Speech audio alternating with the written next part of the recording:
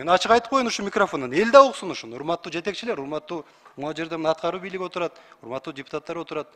Кадр маселеде ошо ачык айтканда таарынычтар ошодон болуп атпайбы? Субъективдүү бул жерде маселелер бар да, мен ачык айтып коеюн. Бирөөнүн кадрын койбосоң, мен жаман болуп атам.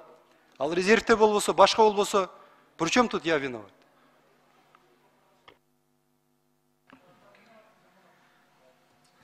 Рахмат.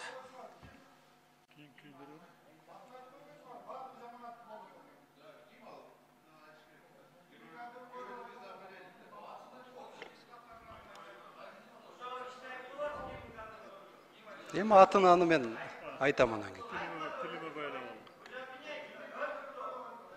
Мына Бактыбек Кемеловичтин бир Панфилов районго первый зам коюп бер деди.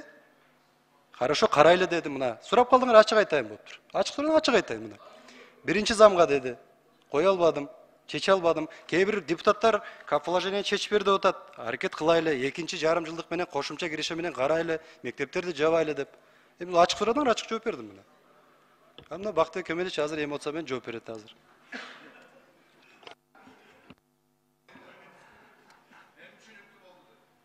Üçüncü mikrofon. Процедурный. Улукбек Асамидинович, ал кадрлар боюнча бардыгы конкурстан өткөн. Бирок сен кандай коюп атасыңар, аны бир гана Кудай билет. Аны сен коесуңбу, койбойсуңбу? Аны мен бир гана баягы чалдык. Бирок бүгүнкү күндө сиз суу маселесин айтып атабыз. Сууну чечиңиз. Сууну чече албасаңыз, барып өзүңүздү селфи кылбай, жумушуңузду чыштап кетиңиз анда. Бактыбек Кемелович, мен ордума келип иштебейсизби азыр эле? Президентке Кетиңиз анда, кетиңиз. Мен отурган жерим жок. Кетиңиз, жана мына комитеттен 3 жолу айттың. Мен кетем деп. Анда кет. Кет анда.